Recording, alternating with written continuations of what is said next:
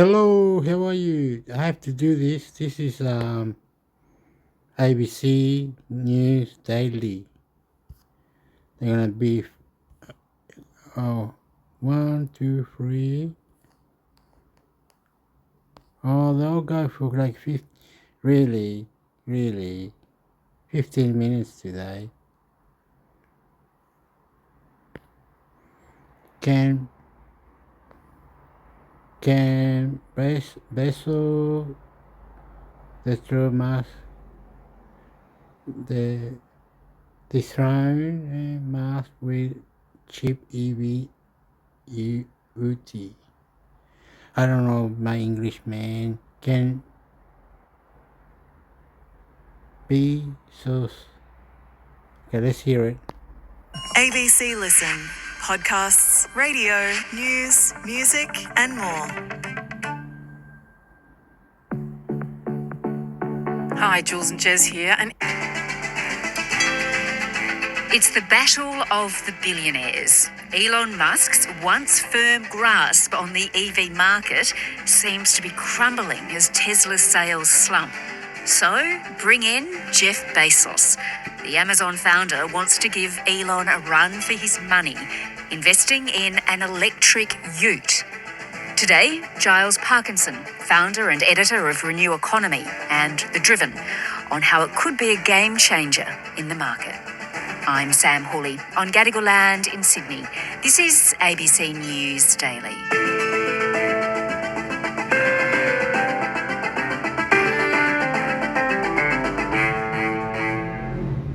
Giles, the Amazon founder and billionaire Jeff Bezos, he's decided to take on Elon Musk in the EV market, which is, quite frankly, a pretty good time, right? Because Tesla sales have been tanking. They have indeed. Tesla sales have been falling around the world, including in Australia. If you go back just about 18 months ago, Tesla, had a market share of well over 50%, 68% as recently as from January 2023, and that's been declining steadily over the last 18 months. Now, mostly that's because of increased competition, so we've got a lot more EV models in Australia, but there's been issues in the last 6 months, one with the sort of the reputation of Elon Musk and his political posturings and the support for right-wing parties, and then the sort of retooling of the factories for the new Model Y.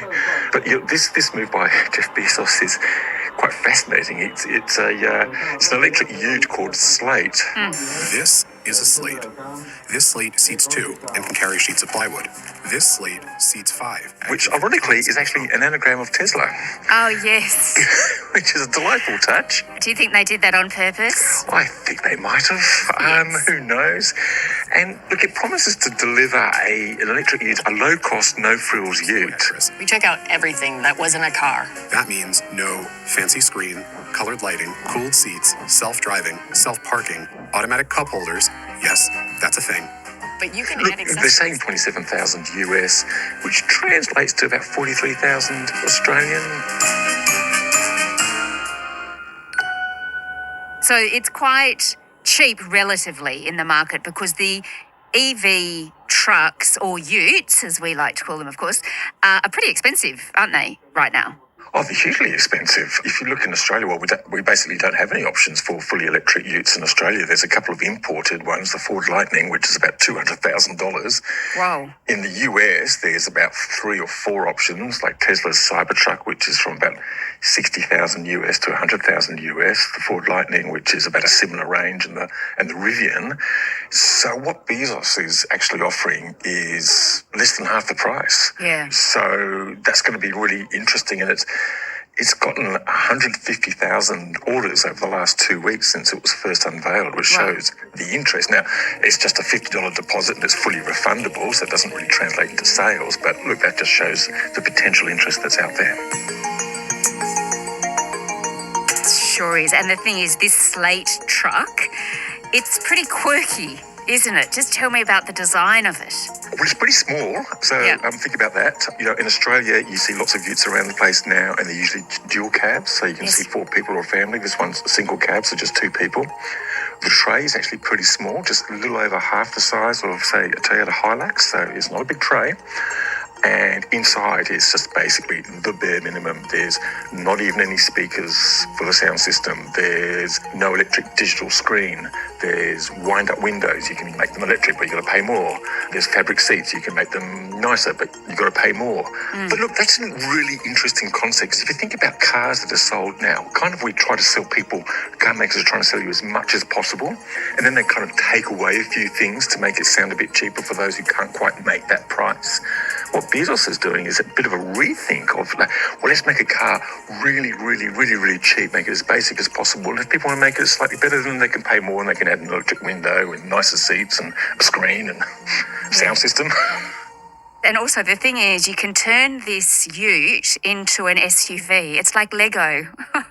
It's like Lego or a Transformer, I think, is the kids' way thing. Yeah, it's fascinating, isn't it? You just like add things. So, yeah, they're just all talking about this basic product and, yeah, you want to make it into an SUV, we'll just put something on the back of it and get another seat or fold it down or put something else down. And we haven't really seen the details of that, No. but, yeah, it's a fascinating concept. We're not going to see it actually being made commercially until the end of next year, so they're kind of teasing it. Yeah, so Jeff Bezos, he's backing this idea, this startup, and it really is taking on Musk, is it? Because of that, it's a very different concept in the EV market. Well, it is. Look, Musk promised for many, many years to sort of deliver a really low-cost EV, and there's a great expectation that he would deliver one as cheap as $25,000 American or $20,000 American. Some even said $15,000 American. He hasn't delivered that. In fact, he hasn't really delivered very much the last few years. There's the Model 3 and the Model Y. They're great cars, but they're about 40,000 or more US and, sort of in the 60s in Australia. And he's done the Cybertruck, but that hasn't gone really well. And this low-cost Tesla has never really emerged. Now, this talk of it being kind of, they're working frantically to produce this. And maybe that's because they've been driven by the competition, this new competition from Bezos. I mean, no other American company has challenged Tesla with a low-cost electric product. Ford and Chrysler and General Motors, and others have come in, but their cars have been pretty ordinary and expensive. No one's come in and attacked, what you would describe as Tesla's weak spot. A US made, US sourced, including the batteries, low cost EV. Now, whether they can pull it off we'll wait and see, but it's pretty interesting.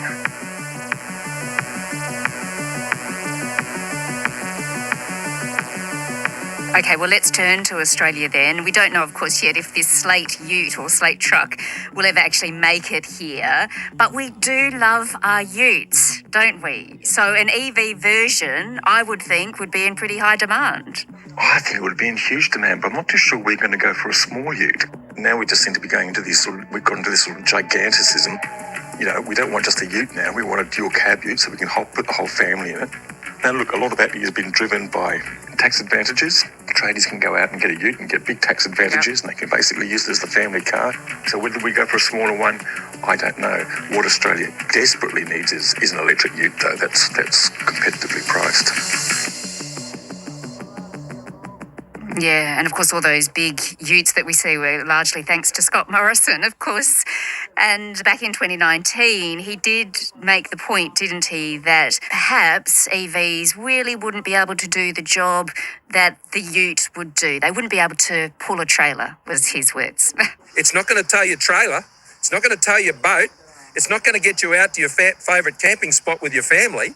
Bill Shorten wants to end the weekend when it comes to his policy on electric vehicles, where you've got Australians... Well, that's what been proved to be nonsense. You're now seeing EVs coming out which are perfectly capable of pulling boats and doing other things.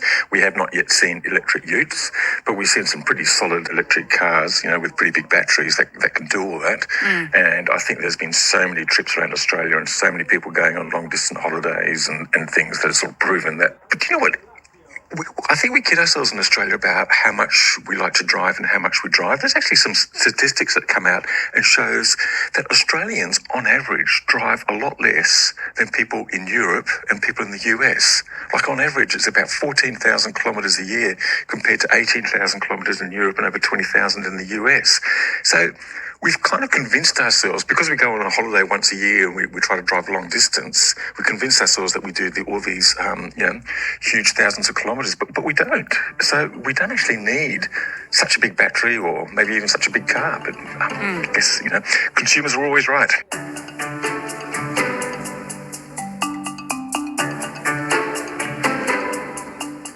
So, Giles, let's then have a quick update on where we're up to overall when it comes to EV sales in Australia. What are we actually seeing? Well, basically, we're seeing the big fall in Tesla sales. And without that, the EV sales in Australia would have grown slightly over the last year. But because Tesla sales have sort of fallen so dramatically, that's just basically meant that the market's sort of fallen by about 30 or 40% because Tesla accounted for more than half the market.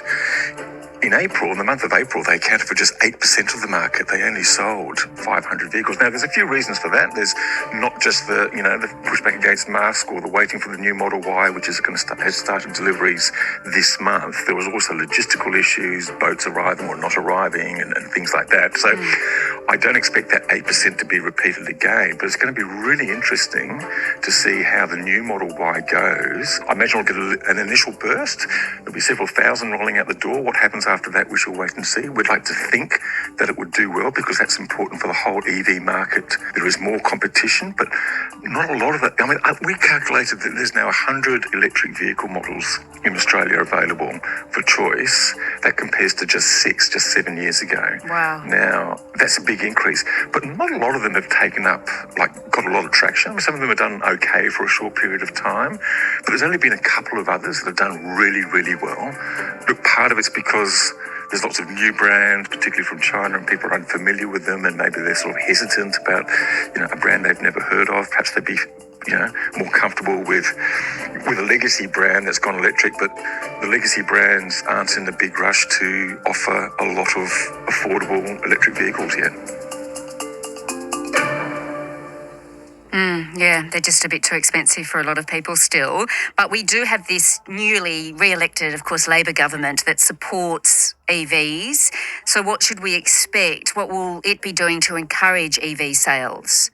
So what car makers now have to do is to meet these sort of vehicle emission standards. And some people think they should have been tighter, but they are what they are.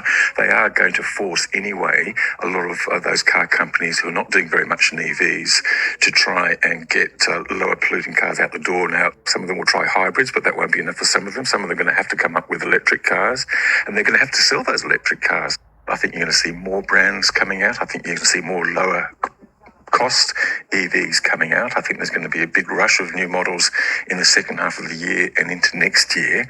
So I think the policy is probably going to have its desired effect. What we still don't know yet is, the consumer response to all that. Are they going to go for that? Because we're not forcing consumers to do it. We're just encouraging car makers to offer these products and to try and sell them. So what do you think? How important would an electric ute and an affordable electric ute be in convincing people to dump their petrol vehicles in an Australian market? I think it would be an absolute game changer. I just think it would be the thing that would really change people's minds about EVs in general. Now, we've seen some of these car companies going to plug-in hybrids. The plug-in hybrids actually have a separate motor, separate battery that can go, say, between 50 or 100 kilometres electric only. So if you're just driving around the city, which most people do, you could spend your whole year just driving electric only and just using petrol or diesel on the long distance trip. And we saw the release of a plug-in hybrid ute from BYD, and it was reasonably priced, just under $60,000, and that did really well. It was the third best-selling vehicle, or third best-selling ute in Australia. It sort of overtook the Isuzu. It's not fully electric, but it's kind of a bit of a stepping stone for a lot of people. So that shows the potential, I think. But when we will see a fully electric ute priced like that with the same capabilities, there's nothing immediately on the horizon, but we can be hopeful. So how long do you think, though, Giles, until electric utes, fully electric utes, are the norm on our streets? Well, if you asked me 4 years ago, I would have said by now, but Right. I was obviously wrong. So I'm hoping really within about 2 or 3 years, I think. Well, it's probably going to be 2 years before we see a couple of models which are competitively priced and have the same sort of capabilities. We're kind of waiting for those legacy companies, the Toyota, the Fords, the Mitsubishis, all those ones to actually sort of make that transition.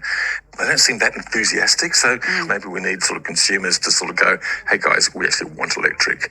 Because, people's bills for diesel utes and things like that, they're just huge. It's just frightening what they're paying each week. Very expensive to fill up the tank. So in the meantime, though, may the best billionaire win, Giles. Well, it's going to be fascinating to watch, and there'll be no love lost between them, of course. But look, competition's a good thing. If Bezos can deliver, and that inspires Tesla to respond with its own lower-cost EV, even if it's not a low-cost ute, or maybe they will, that's good. Giles Parkinson is the founder and editor of Renew Economy and EV website The Driven. This episode was produced by Sydney Peed. Audio production by Adair Shepherd and Sam Dunn. Okay, I think you should cut it now. We heard all about it.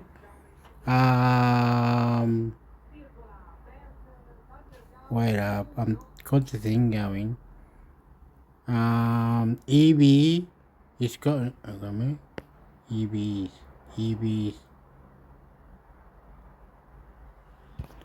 Better electric batteries. We're talking in the future.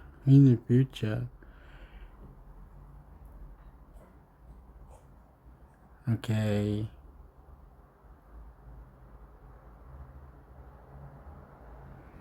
Okay, the next one.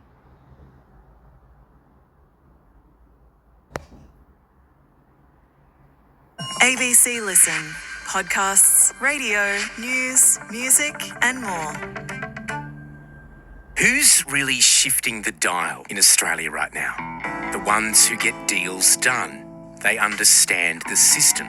They're ambitious, fierce, and sometimes even ruthless. But you won't have heard their names before. They are agents of influence. In a brand new series by the Background Briefing team, we investigate the power players shaping the nation right now. Agents of Influence, hosted by me, Thomas Ariti, available wherever you get your podcasts.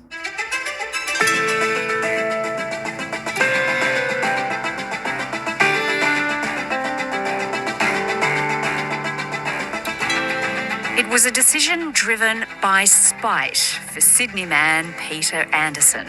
He was determined to buy a solar battery for his home so he could take money away from the big power companies while never receiving a hefty power bill again. But his plan came unstuck after agreeing to participate in a so-called virtual power plant.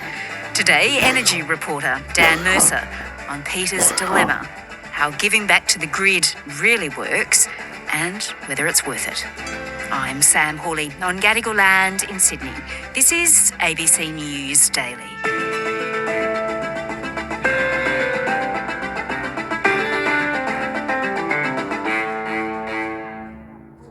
Dan, we're going to explain what a virtual power plant is, and it sounds pretty high-tech. It does, Sam, but it's actually not. A virtual power plant is a real power plant in many ways. It's just made up of hundreds or thousands of individual households. I mean, if your house has solar panels, it's a power plant. And if you add in batteries, a household has the ability to sell power even when the sun goes down. Virtual power plants are really about coordinating all of this diffused capacity. The theory is that if you can coordinate or aggregate, as it's known, enough of them, then the combined capacity can be very significant indeed. Critically, though, they involve householders signing up to become part of a VPP and giving up some control over their batteries and their solar panels in the process. And they can use that to prop up the market when it's under stress. And the market is, under stress more and more as we get deeper into this transition. The quid pro quo is that the householder is supposed to be better off overall. As we're going to hear, there's a sticking point though, because you might want all of your stored power at the same time as the grid needs it. Yeah, okay. So you've been speaking with Sydney resident Peter Anderson. Now, he's signed up his house to be part of a virtual power plant, and that is a completely optional decision, right? He didn't have to, he agreed to. Yeah, Peter was like millions of Australians in that he already had solar panels on his roof, but he was keen on getting a battery so he could store some of the excess power those panels were generating. And it was the lure of a deal that got him to buy one in the end. In his case, it was from one of the biggest energy retailers in Australia, AGL. It was a very gentle kind of, hey, this is what it is. We promise we won't do these things. We promise we will do these things. We knock $1,000 off the battery. We put you on a 5-year deal to stay on the program for 5 years. And if you don't, we prorate that $1,000 and ask for that back, which all seemed very reasonable. In exchange, Mr. Anderson says he agreed to participate in a VPP that was being run by AGL. Funnily enough, he says he didn't really need a battery. He just wanted to stop paying power bills. Our solar installer, when I first spoke to her, she's like, oh, you don't need a battery. I said, it's not about needing a battery, Lily. It's about spite, taking money away from the power companies. Don't we all want to stop paying power bills?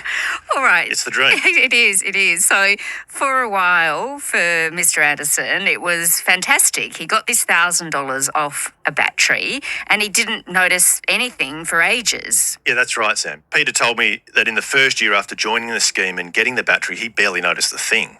Given that, he thought it was a great deal. Money for pretty much nothing. You know, we'd been on that for a few quarters and the best they got out of us was like 22 cents. So we were pretty smug. Yeah, and that sounds good too. But things then started to go not quite as he had hoped for, and he accused AGL of pretty much draining his battery until it was almost empty. Yeah, so after about a year, Mr. Anderson reckons he started noticing some fairly dramatic shifts. It was just little bits and bobs and they weren't pulling huge chunks of it. And then one sort of wet Thursday night, they just drained the battery, like completely drained it down to 5%. And we thought, oh, okay, that's new. Was that a one-off or? No, because they did it again the next day. So they charged it and then drained it. Worse, he says the depletion of his battery forced him to buy power from the grid at just the wrong time, the evening peak when prices are highest. They changed the way they use the battery from these little bites every now and again to just dragging everything out of it. And you could map when they were doing that to when the price had skyrocketed. And he says it meant he couldn't run his house off his own battery just when he needed it.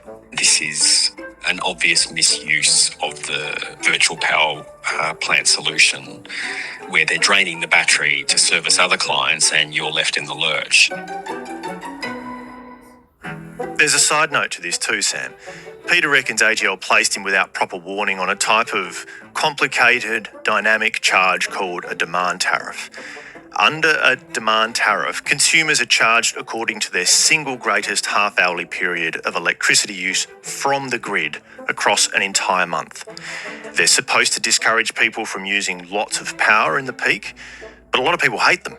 AGL insists it gave Peter adequate notification, and it says the two matters are completely separate. Peter says the changes amounted to a double whammy because he was not only having to pay peak prices, he was getting hit by the demand tariff as well. They were basically forcing us to power our house from the grid and trapping us into using the demand tariff. Peter told me it was such an unsatisfactory experience that he actually left the VPP scheme shortly after all of this went down. He says he'll manage his own energy needs from now on. Okay, so what has AGL had to say about all of this? Well, first of all, AGL disputes any suggestion it drained Peter's battery. A spokeswoman told me the company's policy was to leave at least a fifth of the charge remaining. And as mentioned, on a demand tariff, AGL has very much disputed Mr. Anderson's version of events. But on top of this, AGL says it's the poles and wires companies, and not the retailers like AGL, that instigate these tariffs in the first place. I should say, Sam, I don't think AGL is applying demand tariffs any longer. There's been such a backlash that I think they've actually walked away from them. Network poles and wires companies, for their part, they say it's completely up to the retailer to decide how to charge households, and it always has been that way. But tell me, Dan, would Peter have been better off if he just didn't sign up to this in the first place? How would it have worked if he didn't do it? It's hard to know, to be honest. He got $1,000 off the upfront cost of his battery, which isn't nothing. He pulled out of the VPP scheme before the costs of AGL's alleged actions were able to add up to much. But I think it raises very interesting questions about how much value there is in household storage and who should capture it.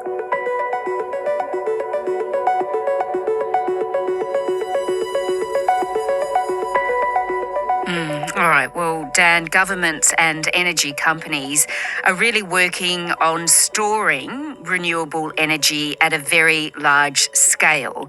So just tell me, how significant could homeowners like Peter be to that? Right now, it's not a lot, but I don't think there are many people out there, in the energy industry at least, who doubt that it'll be big.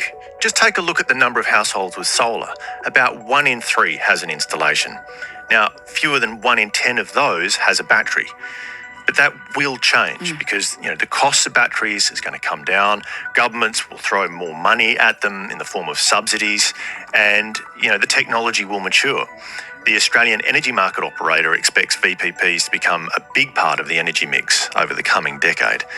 Gabrielle Kuiper is an expert in this space. She reckons the number of households that are part of VPPs could eventually number in the millions. Once we have a lot of batteries and also a lot of electric vehicles with the capacity to feed back into people's homes or the grid, we will see this become a really significant part of the electricity system. And I guess the regulators, they really don't want virtual power plants to get a bad rap. They need them, right? They need people to trust that it's great and they want to opt in. Absolutely. That's fundamentally a part of this. And I think it's totally fair to say that there's this nagging concern about the risks of VPPs being rejected by the public, particularly if there are more stories like Peter's. If VPPs are going to work, Gabrielle Kuiper says consumers have to be able to trust them. She reckons there's too little information that can help the average householder navigate and make sense of the market.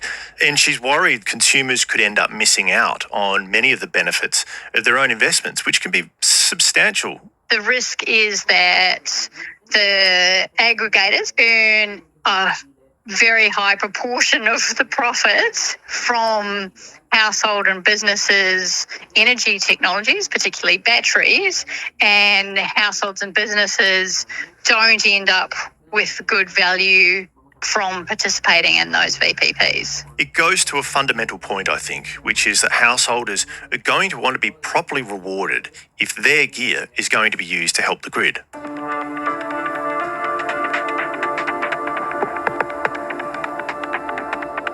All right, well, Dan, of course, Labor had a resounding win at the federal election and they're promising to give big subsidies to people to buy home batteries. So I gather that is going to see a lot more of these installed and probably pretty quickly. That's certainly the expectation, and judging by the news that's out there since Labor made the announcement, the installers are fully booked, Sam. Yeah. We've already got a lot of solar in Australia, as mentioned, but AEMO is forecasting the number of installations to double again by 2050. It expects the increase in battery numbers to be far more dramatic. It thinks the number of battery systems in Australia's 2 biggest grids will soar from about 270,000 battery systems now to 5.6 million by 2050, so quite an extraordinary growth. In the election campaign, Anthony Albanese pledged $2.3 billion for home battery subsidies. It'll apply to people with existing solar as well as those wanting to invest in new solar battery combinations. It won't be means tested, and it'll give about 30% off the cost of getting one of these things. Some of the most popular batteries currently on sale in Australia. So this battery will be solar battery.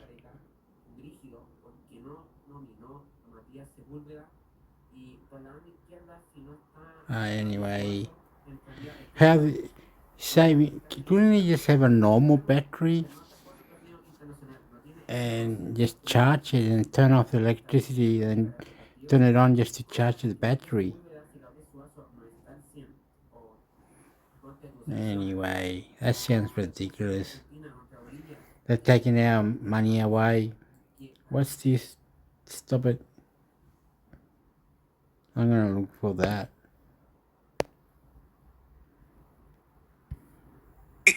Echeverría por izquierda, Loyola, Whoa, 433. whoa,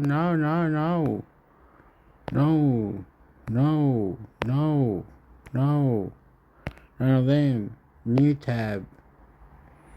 Up here. Ha.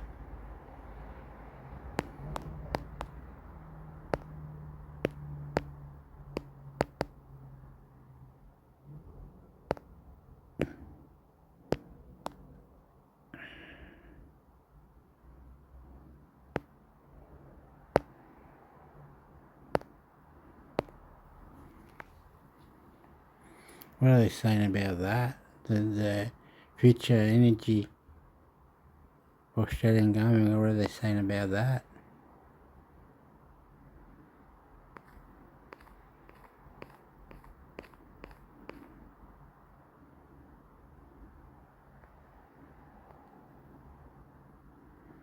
Go green with Australia International. No. Oh, yeah, right. I see. So they all got the future Department of Science, the future gas strategy.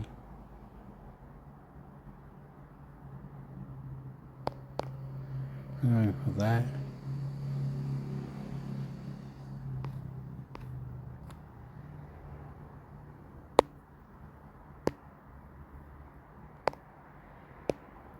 Future Gas Strategy, Department of Industry, Science and Resources. About the strategy. The Future Gas Strategy maps the Australian government's plan for how gas will support our economy's transition to net zero in partnership with the world. The strategy's objectives are to support the decarbonization of the Australian economy, safeguard energy security and affordability, entrench Australia's reputation as an attractive trade and investment destination, help our trade partners. That was funny, that. Partners on their own path to net zero.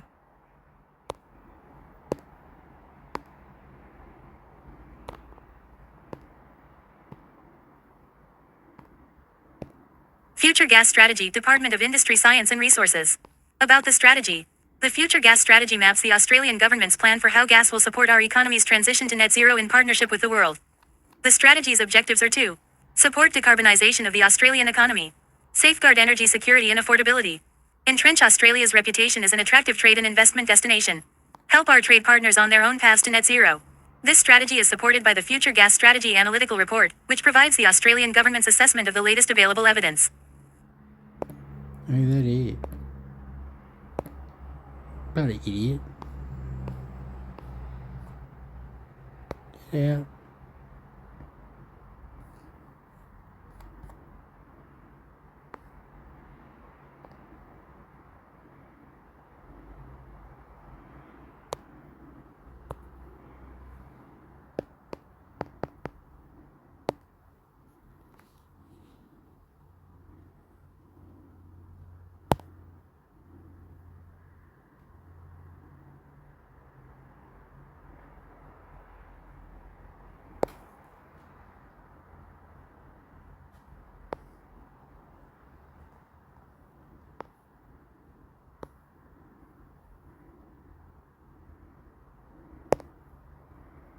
Let's go now to the power bill pay that's set to hit households. Bit of a mixed bag today from the energy regulator. This is the default market offer. It came out in draft form in March. Very few people covered it. I certainly did, but now it is final. If you're in New South Wales, you're going to be hit with the highest rise. It's close to 10% there. Elsewhere in the country, prices will still go up, but the changes are more modest. Joining me now to discuss this and more, Sky News political contributor Chris Uhlmann, and I should say Brackett, a bit of an energy boffin he is now. A 10% there for New South Wales. We also have, and I might add there, a target, a 70% emissions target by 2035. That will also play in. Andrew Clennell made the point yesterday. He's got the drum from the government that the 2035 target that was meant to be put out in February, buried for the election, is now set to be released in September. And Chris, that's going to make it a hell of a lot worse. Well, as night follows day, as we've seen for so long, the higher you put these targets, the higher the energy costs goes across the board. And what we're seeing now is just the wholesale prices going up, but then there are transmission costs. We saw reports on that today that transmission costs will rise, and of course they will, because that's 10% of your bill. It's a regulated rate of return on transmission costs, and we're going to need a whole lot more transmission lines, 5,000 kilometres between now in 2030 and $10,000 by 10,000 kilometres by 2050. That all goes onto your bill for 25 to 30 years. That's how long a regulated rate of return stays on your bill. That must go up. Distribution costs must go up. So everywhere you look across every aspect of your bill, what we see with the rise of wind and solar on any grid is the price of electricity will march up as a wholesale cost, as a retail cost, as a transmission cost, and as a distribution cost. And the last part is green schemes. That's 10% of your bill. Everything goes up. I'll get into green schemes and the quantum that are foreign owned in a moment, but I read with interest about the creation of this new so-called think tank. It's called the Superpower Group. They want green energy, they want green iron. This is iron ore companies and others to get subsidies, but it's really, Simon Holmes a quarter, might add, is on the board, but this is really about not green iron, about milking the taxpayers for billions of dollars in subsidies to do all of this. We saw this happen, of course, with that boondoggle of green hydrogen. Almost everyone who was investing in that already jumped out. Certainly the case around the world. It's the case here in Australia too. But, I mean, how many more billions do taxpayers have to pay here? Well, billions and billions. Let's just go through the sums. I've only had a very brief chance to look through this report, but let's add them up. So they're talking about $500 million in capital costs for each project, which would be provided by the government. They're talking about an energy subsidy for the fuel that they want to use, which of course is hydrogen, of $2 a kilogram. And they're talking about $170 in tax credit for each tonne of green steel. So by my estimation, that's $500 million for each plant.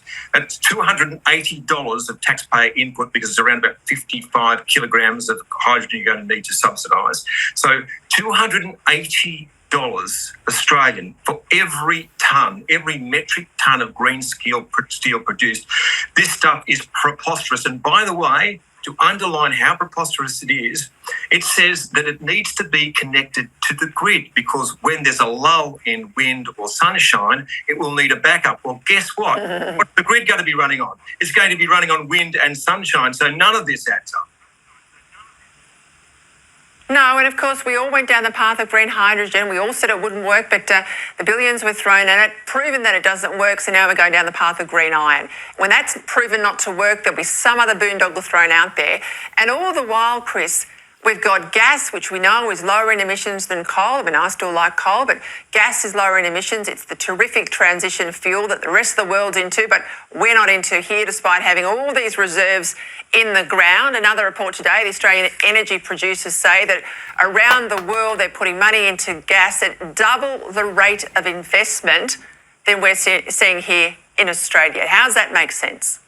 It doesn't, and of course that report also says that 95% of the business leaders who are involved in this industry now believe that it's harder to do business in this particular area than it was 5 years ago. That's an indictment of Australia. The other thing that's happening is because of government interference in these marketplaces. What we are seeing is that the people who've got the long off-take contracts, and that's countries like Japan and South Korea, are now nervous about sovereign risk in Australia, and they are looking elsewhere. And guess what? They can get their gas from elsewhere. So the long run effect of this is that we may well lose that export income that we get from liquefied natural gas, which is the third biggest source of export income that we have.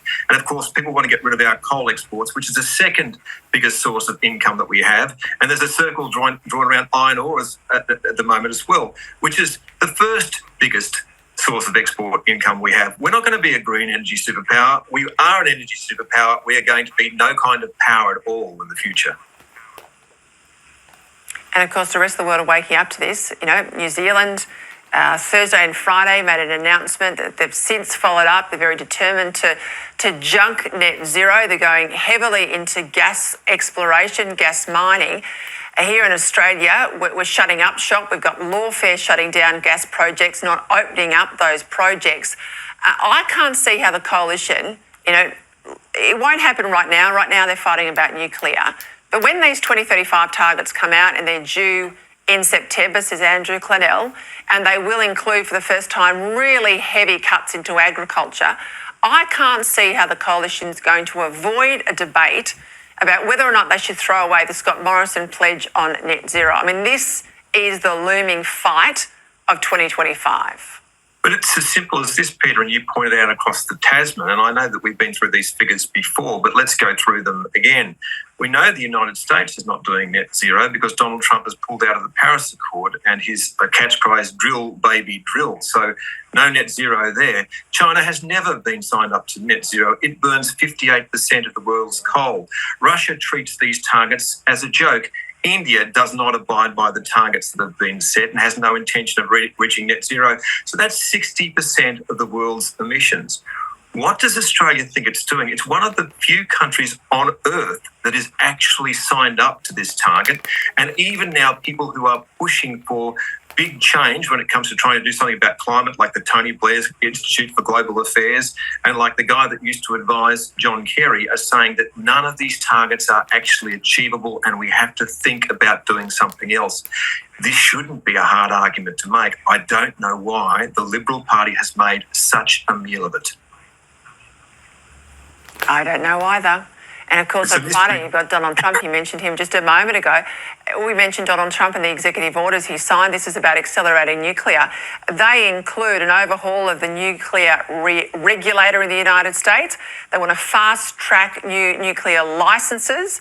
They want to boost domestic fuel supplies. Dear old Jim Molan argued for that for many years here in Australia. And they want the ability to use federal land to put reactors on that land to benefit both the military or, and this is really important, large data centres for AI. I mean, you can say what you like about Donald Trump, but they are all very practical initiatives that the states and the rest of the world, I have to say, are adopting in some more small measure. But here in Australia, we still have a prohibition, despite the fact that it's our uranium that's being dug up and shipped around the world. And despite the fact that we want nuclear submarines, so we clearly have no problem with having our sailors locked up next to large nuclear reactors for months at a time. Oh, look, Peter, look around the world. It's bipartisan, by the way, in the United States on nuclear energy. I was there last year and the Democrat Energy Secretary was talking about needing 198 more nuclear reactors in the United States by 2050. China is building 150 of them. Microsoft has restarted the 3 Mile Island reactor because it wants to build a huge data centre. You know, the only way I can think about this is we are blessed here in Australia, Peter, because Chris Bowen and the rest of the energy ministers in Australia are way smarter than Microsoft and Google and the Chinese government and the United States administration and the UK and France. So we are blessed by the fact that we have people who are so much smarter than the rest of the world, and we should be grateful for it. Yeah, so blessed as we are with the brilliance of Chris Bowen, we're still dealing with 50,000 people that came in illegal under his watch that are still here in Australia. That's how smart the bloke is. I'll leave it there, Chris. Whoa, okay. How did I get that? Government, Australia.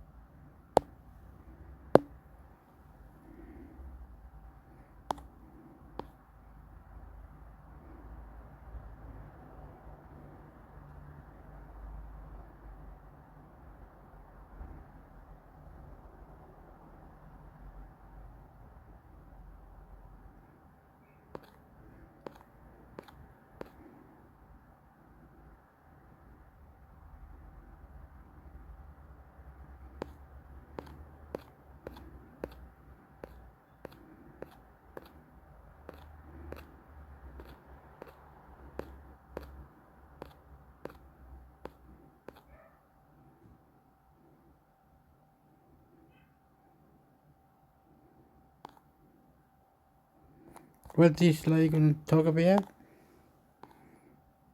This person. I'm going to listen to it. As you may be aware, the general cost of living in Australia has risen over the past few years, and while inflation is currently at its lowest level since 2021, access to affordable housing, food, and essential services continues to be a significant concern for many Australians. So in this video, we're going to talk about the cost of living in Australia and key things you need to know if you're planning to move here. Disclaimer though, as we always say, your overall cost of living will vary according to different factors. For example, where you live in, your state, city, or even suburb, your overall lifestyle, and even your household size, whether you are a family, single, or a couple. And in line with all our other cost of living videos, we'll start off with the average salary in Australia to put all these costs into context. According to the latest ABS reports, the average weekly ordinary time earnings for full-time workers in Australia are around 1,900 Australian dollars per week. I know that this may sound very high, but remember that this is average weekly earnings, and median weekly earnings are almost 1,400 Australian dollars per week. Now, knowing all this, let's get started.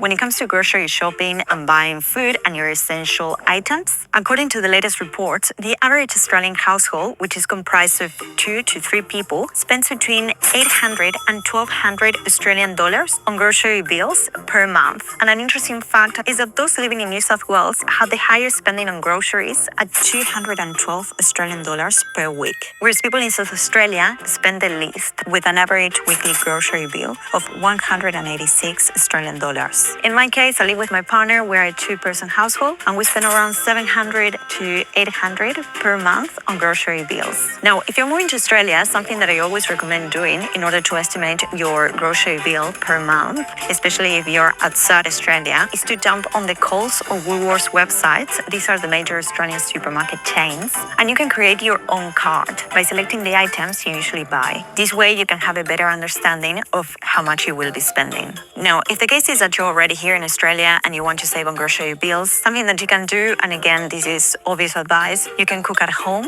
you can buy discounted products, go to farmers markets and buy in bulk, or go to discount supermarket chains like Aldi. And if you want more tips on how to live cheap in Australia, I have a full video about that. I'll leave you the link down below.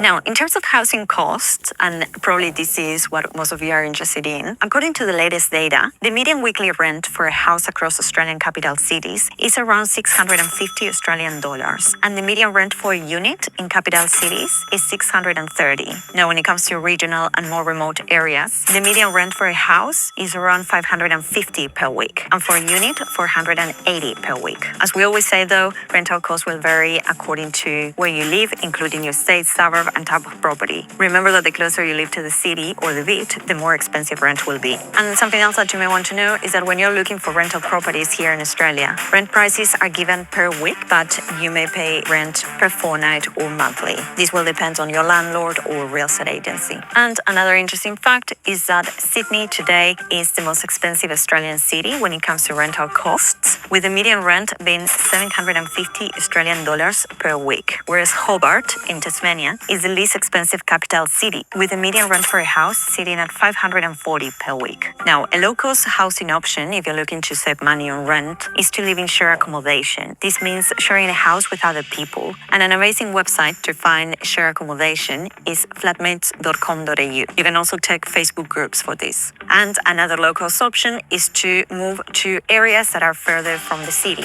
perhaps in outer suburbs. Usually rent in these areas tends to be a bit cheaper. Or if you're someone like me who doesn't mind living in apartments, renting a unit or apartment will always be generally cheaper than renting a house. So it's up to you, but remember that the larger the house, the more money potentially you'll be spending on rent, but also maintenance, maintaining the house. So you have to consider these costs according to your circumstances. Now let's talk about the cost of utilities. Something that you should know is that here in Australia, we usually pay bills on a quarterly basis. But for simplicity purposes, here I'll give you the costs per month. Now, according to to the latest reports, the average monthly water bill in Australia can go from 69 Australian dollars to 107 Australian dollars per month. And again, these numbers will vary according to your household size and habits in usage. In my case, we're a two-person household and our monthly water bill is around 75 Australian dollars per month. But again, we live in an apartment in an outer suburb, so our rent and overall maintenance costs are way lower. So try to be strategic about that and again, consider your circumstances and your own needs.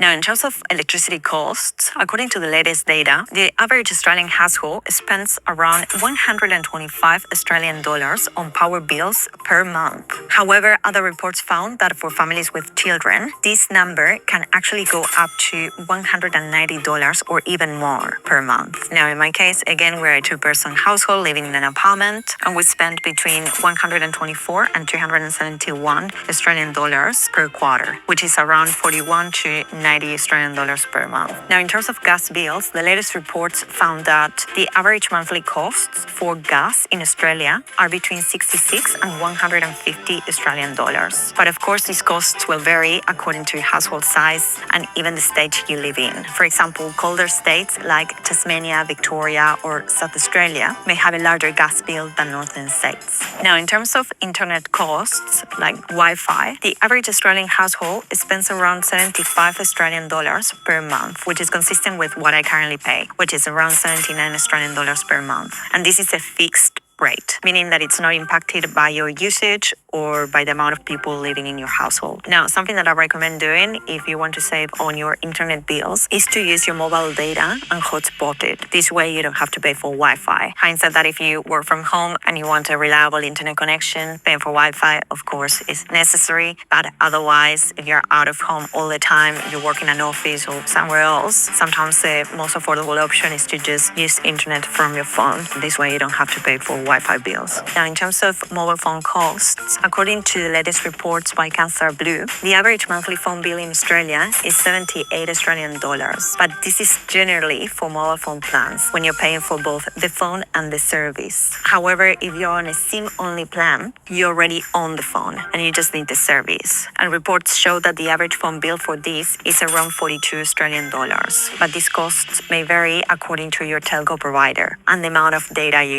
use. In my case, I pay around 30 Australian dollars per month. And as I always say, I highly recommend doing your research in terms of mobile phone providers so you're able to find competitive prices. Now let's talk about transportation. According to the latest reports, the average weekly cost of using public transport in Australia can go from 39 to 46 Australian dollars per week, which is around 169 and 200 Australian dollars monthly. But public transport fares will vary from state to state. So again, that's something that you need to consider. Now, in terms of car costs, you can expect to pay between $1.60 and $2 per litre. And Australians spend on average around 286 Australian dollars per month on fuel, which is around 60 to 66 Australian dollars per week. But these costs do not include toll roads, registration, parking, and car insurance, only fuel. And again, these prices will vary significantly depending on the car that you have and even the city or region you're in. And let's talk about healthcare. The cost of GP consultations in Australia varies according to how long your consultation is and whether your GP offers bulk billing or Medicare rebates. So for example, in my case, a standard 20-minute consultation with my GP costs between 109 and 130 Australian dollars, and I get a Medicare rebate of around 43 Australian dollars. For shorter consultations, you may pay less, and for longer ones, you'll pay more. But according to the most recent reports, most GP consultations in Australia start at 80 Australian dollars, but you get the Medicare rebate. Or if you don't have Medicare, you may be covered by private health insurance, which is usually a condition to get an Australian visa. Now, if you want to get a private health insurance, you can expect to pay on average around 160 Australian dollars per month. And if you're a couple or a family, you'll naturally pay a bit more. But make sure you do your own research when it comes to health insurance providers, because sometimes they do have some deals or perhaps they offer different premiums according to your own needs and circumstances. Also, if you have private health insurance, you may pay a bit more for extras. Extras sometimes are worth it because, for example, you may have a 100% cover for dental consultations, which can be pretty hefty. Now we're going to talk about that. Or for specific needs that you may have, for example, going to the physio or wearing prescription glasses, etc. So again, do your research. Now, speaking of the dentist, I currently pay around 300 Australian dollars and sometimes even more for a basic checkup and a clean. Yeah, it's super expensive. And if you need specific dental procedures like a root canal or fillings, you can expect to pay hundreds, if not thousands of dollars for that. Again, dentist costs in Australia are very, very hefty. And this is confirmed by the latest data, which estimates that the average cost for a standard dental consultation in Australia is around 230 Australian dollars. But again, dental costs will vary from dentist to dentist. Now, let's talk about education. Your education costs will vary according to your location, your education provider, and your level of study. Something that you may want to know is that education inflation has become one of the major contributors to the rising cost of living across Australia, with an average national increase of 5.85%. Now, if you have children and you want to send them to school, something that you should know is that primary and secondary school fees in Australia are influenced not only by the state you live in, but also by factors such as whether the school is located in a metropolitan or regional area, or whether the school is a state government, Catholic, or independent private school. Now, according to the latest reports, sending your child to a government primary school, for example, in the state of South Australia, will cost you around 440 Australian dollars in school fees per year,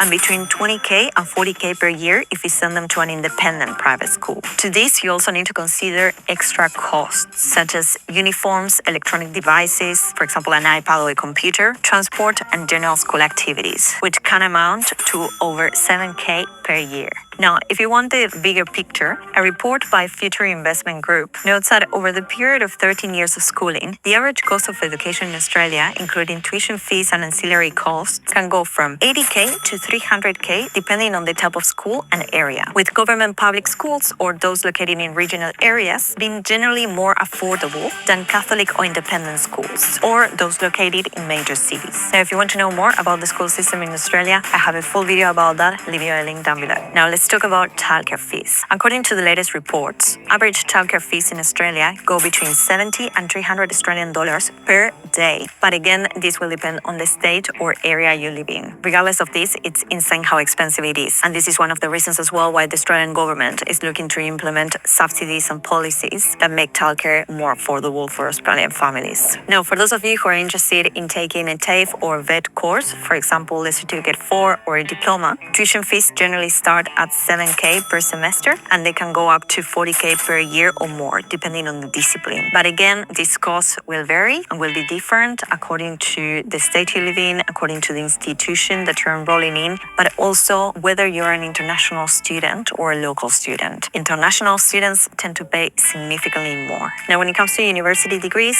tuition fees here in Australia start at 20k per year as a bare minimum, but generally they tend to be a bit higher than this, especially again for international students. And if you're an international student and you need financial assistance to support your studies, I have a full video on how to get a scholarship here in Australia, so I'll leave you the link down below. Now, an amazing resource that you can use to calculate your tuition fees and also to explore different study options, institutes, and courses is this Australian government website called Study Australia. I'll leave you the link down below for you to check out. Now, let's talk about entertainment and recreation costs. When it comes to going to the gym or having a hobby, according to the latest reports, Australians are spending on average between 63 and 70 Australian dollars per month on gym memberships, which personally speaking, these numbers seem a bit low, but these are the averages according to the latest data. In my case, I go to a rock climbing gym and I pay around 127 Australian dollars per month for my membership. Now, if you want to look after your physical health and do exercise, but you can't afford a gym membership, some low-cost options and alternatives that you have may include going for a run, hiking, cycling. Australia has amazing parks and lots of nature around, so running or cycling are amazing activities to do. You can also go swimming for a very low fee. For example, most local councils have their public swimming pools, and you can expect to pay around 10 Australian dollars for a day pass, which is pretty good.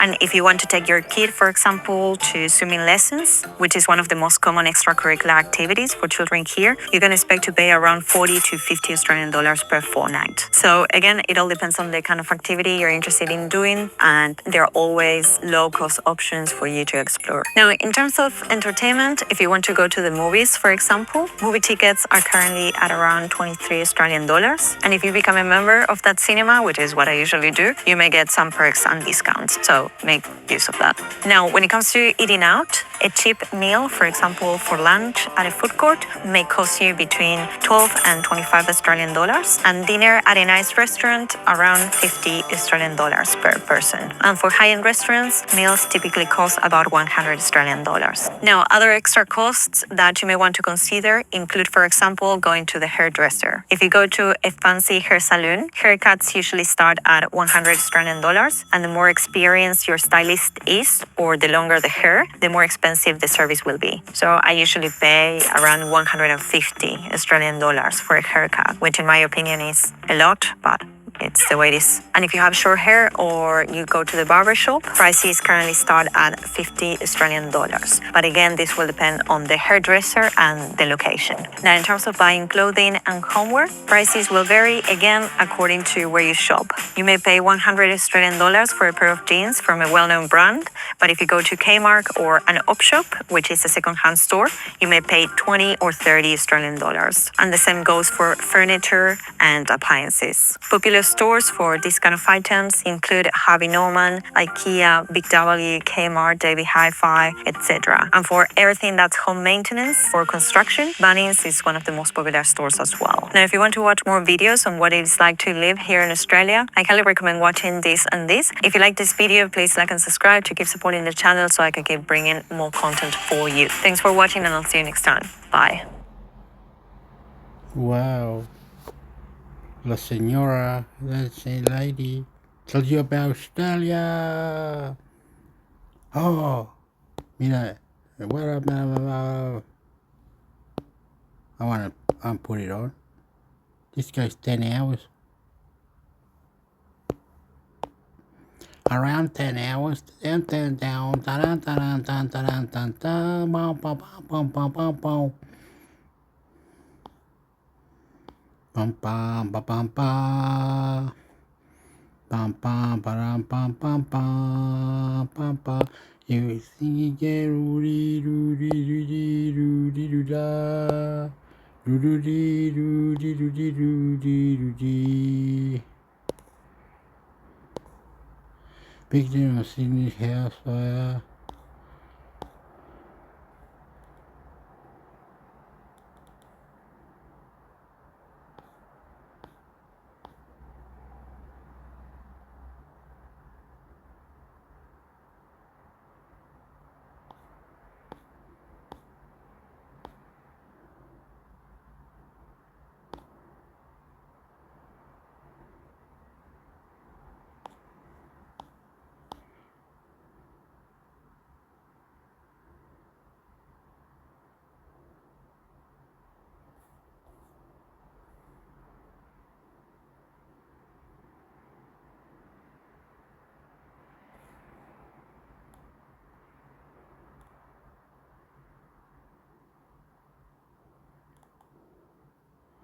Did the rain go to Sydney as well?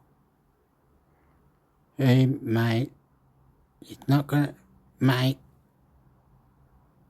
Mate, what do I have to look for?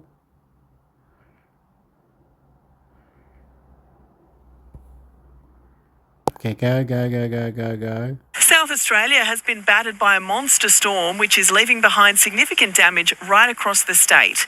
Let's bring in today Adelaide reporter Tom Wren. Tom, how are conditions there today? Look, not too bad today, Jane, but it's got to be very much a case of clean-up operation today. It was a superstorm, as you say, and we had tidal surges that people are saying are the worst we have seen in a decade. So dunes have been blasted, jetties have been nailed shut. You know, we've had significant winds over the past few days. Planes were struggling to land at Adelaide Airport yesterday. You can see from the vision just the extent of the damage, and now it's all about cleaning up. Those dunes have been severely eroded. The tides reached upwards of 4 metres yesterday. The seas reached reached 4 metres, which was quite extraordinary. But let's have a listen to some of those people and some of the locals that experienced some of that damage yesterday. Significant damage to the dunes. It's going to take years to recover from that. Broken planks, couple nails sticking out. Wasn't too bad considering the storm. So now it's all about the clean-up today. Flood relief, that's what we need. Flood relief, they can help the people, but if their house is underwater, how can they help? They've lost it all.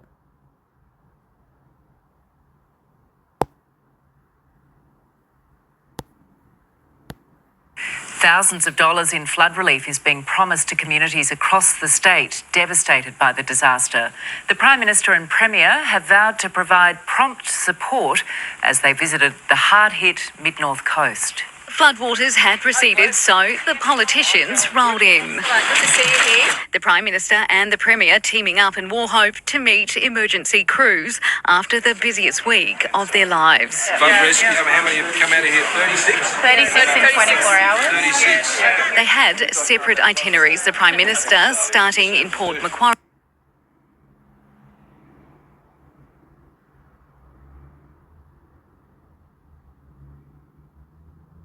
Oh, yeah.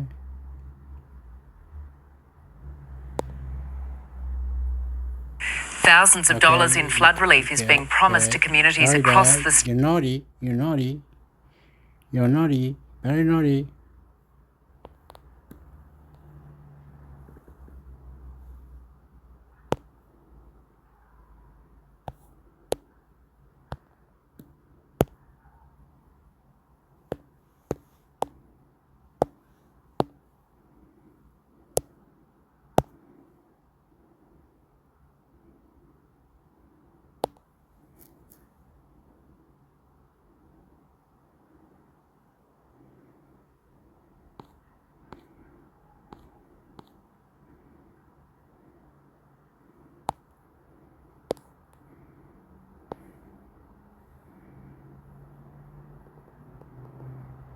May. Okay. Financial markets are pricing in a near certain chance of the Reserve Bank cutting rates today, and Stephanie Ferrier has more for us. I'm here at Melbourne's Southern Cross Station, just gauging the mood of commuters about the potential of an interest rate cut ahead of the Reserve Bank's decision today. And many borrowers are hoping for a drop. In fact, the money markets are definitely on their side, with a 99% probability that we will see a fall of 0.25%. That will bring the cash rate down to 3.85%. And that means that if you've got a mortgage of $600,000, you'll see your repayments fall by about $100 per month. This is what some commuters had to say about the potential for a little bit of cost of living relief. It's better for us to buy a house and things like that. I think it's the best decision to interest to be going down. It's hard for a lot of people, and I think if they can reduce the rates, it'll be better for them. There's a lot of people that need it, yeah. So, like I said, every little bit helps. Yes, every little bit does help, and the last time that we saw the official cash rate fall below 4% was back in May 2023. That's when inflation was hovering above 7%. It's now down to 2.4%, which is well within the RBA's target band. But they would have also been really carefully watching the labour market as well, with really tight jobs figures coming in last week. And the big question, of course, as well, is if they do cut this afternoon, how quickly the major banks will pass on that interest rate relief. Thanks very much, Steph. Well, the New South Wales SES has received more than 2,000 calls for assistance and carried out 24 flood rescues, with more heavy rain on the way for parts of the state. More than 40 schools are closed, roads are cut off, and dozens of residents have been evacuated in the Hunter Valley and the Central Coast. The Bureau of Meteorology is also forecasting hazardous surf and damaging winds, with fears for properties along the coast, and the weather is expected to hang around for days. Sarah Forster joins us now from Wamberal on the Central Coast. Goodness, it looks windy there, Sarah. We've seen some wild weather, but also that damaging surf.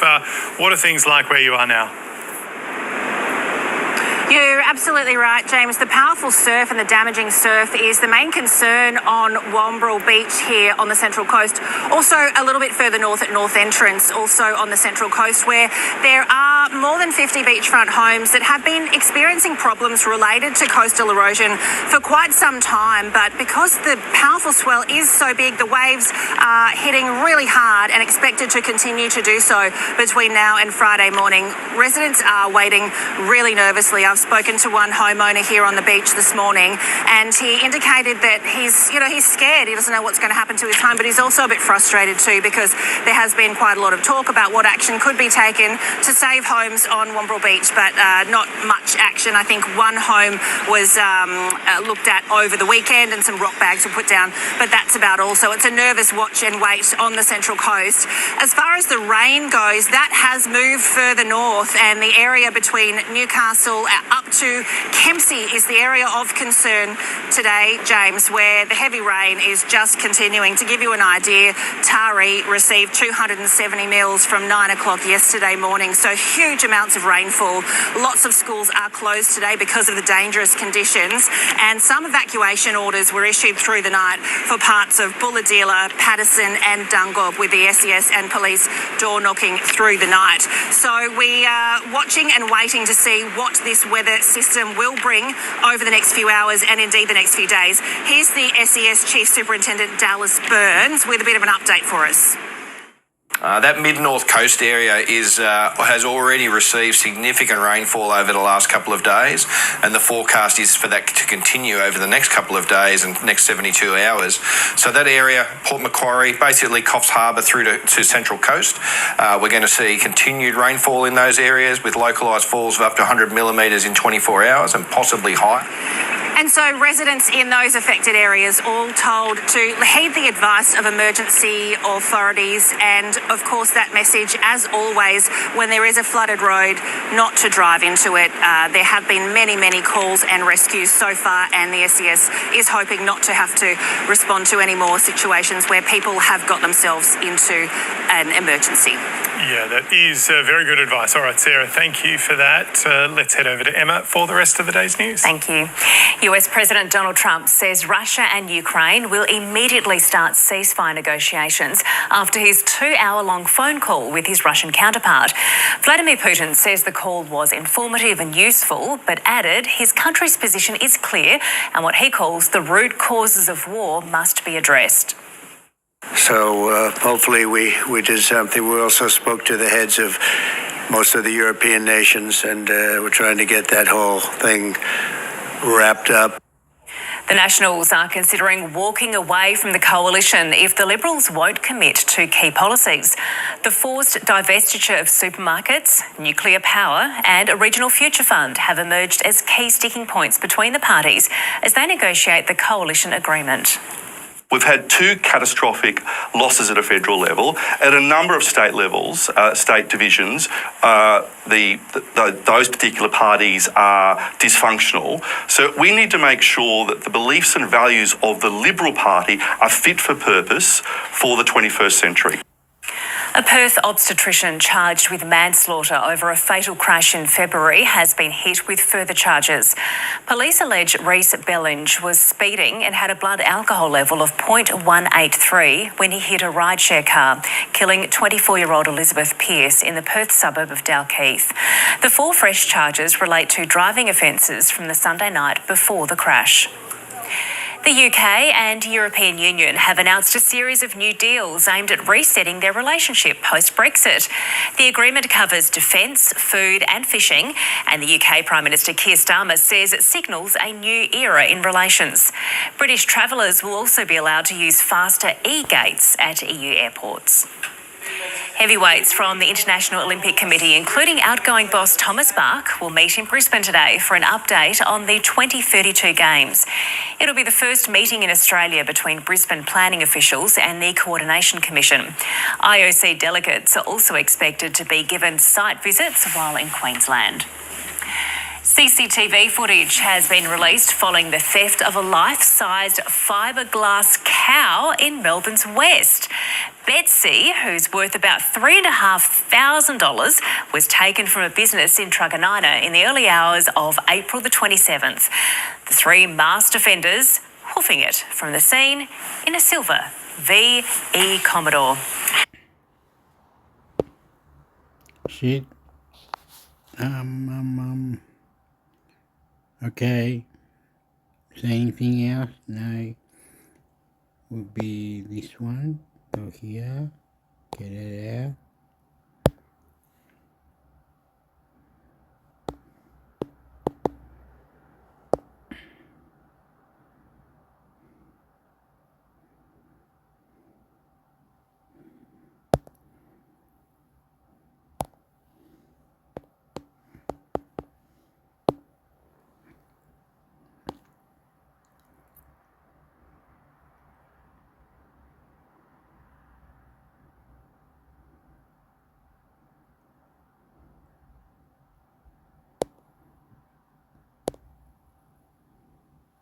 The Prime Minister So we gotta watch this one. has paid a visit to flood-ravaged regions on the New South Wales mid-north coast, expanding financial assistance for communities that have been impacted there. And dairy farmer Rodney Latimer met with Anthony Albanese, and he joins us live now from Taree for more. Rodney, thanks so much for your time this morning. I know you've been under a lot of pressure this past week. How are you holding up? Yeah, good morning, Sarah. Thank you. It's 1 week since the flood peaked. The water was starting to go down this time last week, and it's not getting any easier, but good, strong community here in Taree and the Manning, so we're all pulling together and supporting each other to get through it. Oh, it's so tough, Rodney. I mean, I can see that damage to your property behind you there. I mean, I can't even imagine the work that's ahead for you. Yeah, a lot of work, a lot of devastation, fencing, lost livestock. We managed to get them picked up yesterday, which is they're out of mind now, or out of sight, so out of mind, so to speak. But yeah, it's just each day we just keep moving forward now. Are you okay? Yeah, we're getting through it. It is emotional, it is difficult, but yeah, we're farmers. This is what we do, and hopefully we can continue to keep doing it if we get the right level of support.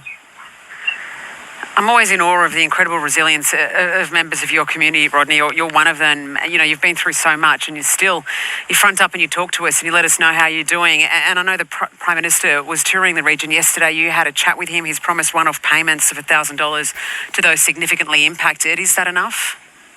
As the Prime Minister said yesterday, that's a start. So I'm hoping there'll be more to come for that. And that's, this flood has not just affected us farmers here, but it's affected the whole community. There's a lot of homes in Taree that have been inundated that were never flooded in the past. I have a rental house as well, which is in the same boat. This community needs a lot of support to get through this, and I'm sure what was announced yesterday is just the beginning of hopefully some additional funding to follow suit. Absolutely, Rodney, and I know a lot of Australians are hurting alongside you, so thank you so much for joining us, and if we can help, we will, so thank you. If I can say that, our local Rotary Club has set up a funding page. If you find Taree Rotary Club on Facebook, you'll find there's a Manning River Flood Appeal that's been launched, and that's to raise funds to distribute amongst the community. In the 2021 flood, our club distributed grocery vouchers and a number of things to the local communities just to help them out, and if people could support that, we'd be very grateful. Sarah, thank you. Do you hear the bird? I think I heard the bird, eh? What's the bird in the bird? Where are you going from? Whether it's coming from Canberra, ACT, could have given you a lift. or just down the road, Northern New South Wales. more help is making its way to the flood zone. I came from Canberra to help this community. A gentleman from the SES of WA came and told us when they gave us a bit of a hand to move some heavy items, and I was in tears. That help includes the arrival of 70 Defence Force personnel in Taree and an extension of federal financial support. We are activating the Australian Government disaster recovery payment in 9 local government areas. It's a one-off payment of $1,000. More people will also be eligible for 13 weeks income support and concessional loans to transport livestock and fodder. We're milking our cows. Rod's been kind enough to let us milk once a day here. What we know this region also needs is a proper declaration of a natural disaster, category C or D. That would unlock grant payments for small business and primary producers. Without that, I think the people that I've spoken to are going to feel like they've been left completely behind. When we think about the amount of taxes that are taken from insurance premiums, we think it would be important for governments to invest more in flood defences in this country. The first of 5 New South Wales Government recovery centres opened in Taree today, offering services to people who've lost everything. We don't have powers, no internet, nothing at all. Floodwater came almost to the roof of this motel near the Manning River at Taree, with a long clean-up ahead. We just try to get everything out and let the council do their jobs, and we do our best. This is the best of community spirit. That says a lot about the Australian ethos of who we are. A spirit that needs to be matched with concrete support. Emma Siossian, ABC News, Taree. Was that it? Taree. Hector Malecta. The Prime Minister has announced the Australian Defence Force will be deployed to help recovery efforts in the New South Wales flood zone. More than 500 properties have so far been declared uninhabitable, but there are fears thousands more have been seriously damaged or destroyed. Anthony Albanese, who will visit flood-affected communities tomorrow, says the ADF will play a major role in the recovery. From tomorrow, we will have 70 Australian Defence Force personnel on the ground in the mid-north coast, helping with recovery, helping with clean-up as well. As well as that, there'll be a team from Disaster Relief Australia, 25 initially. There'll be 100 personnel from DRA on the ground by the end of this week to provide assistance. More than 200 interstate responders will also join teams on the ground to help relieve the pressure from 2,500 volunteers. Supplies are set to arrive today after all lanes of the Pacific motorway between Coopanook and Purfleet near Taree were reopened yesterday. Today, very much our focus is on resupply into communities, particularly up and down through the Hunter, where we've seen this morning the communities, places like Hinton, get resupply operations in the early hours of the morning.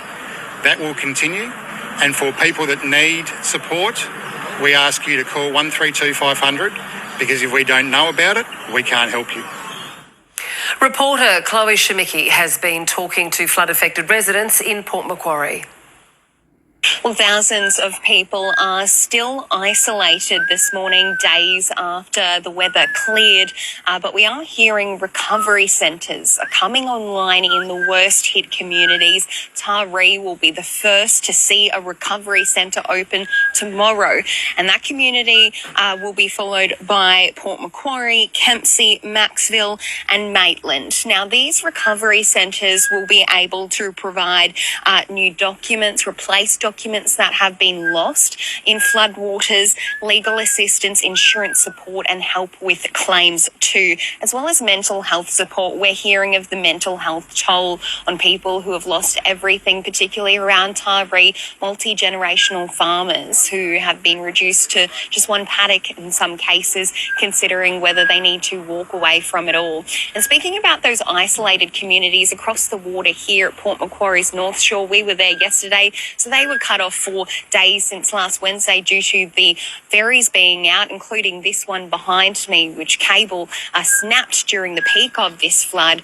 over there. There's a real struggle to clean up all that mud that's settling in without supplies. So the resumption of services is very welcome there, and cleaning up supplies with volunteers that can come over now is a massive help too. Now, we've heard from Prime Minister Anthony Albanese this morning, who has announced more Australian Defence Force support that will be on the ground to help people clean up, but also other disaster response teams who will be coming into these regions by the end of the week to help with the cleanup.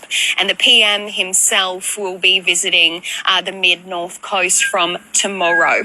So there is still a long way ahead, but we are seeing supply chains starting to ease up, communities like Taree starting to get some fresh produce in for the first time with the reopening of the Pacific Highway yesterday. And we also have 109 schools reopening in New South Wales.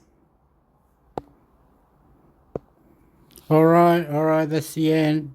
There's floods up on the north of New South Wales, which is if you're in Japan or you're in India, that's Western Australia. That's the other side. We're on this side where New Zealand is, and it hits the barrier of Australia, so that's New South Wales, Sydney area. Right. Oh, it's gone for a long time, brah. Wow. I've been goofy. I love doing this. I must concentrate next time. Concentrate. My God, what are you doing? Hey. There's floods, and yes, we're going to get through it. We're going to live through it. Yes. You Google it. It's amazing. People sad, crazy people die. Oh, everybody, come on, let's party on it. Let's party on it. Come on, let's party on it. We party with you, you party with us. Everybody get down, move it around. Bombastic, arriba, bombastic. One dang dang. Wing diggy diggy diggy damn. Bang bang. What you want is what you get. What you see is what you got. You see nobody, no baby party. Knock you out to the party. Alrighty. Okay. Good party. Oh, Colcha beat. Amigo, compadre. Colcha beat. Colcha. Rima. Tan taran taran. Pam pam pam pa pa pa pa pa. Tan taran taran. El ritmo caliente. Pam param pa pam. Ta ta ta ta ta ta ta. Whoa.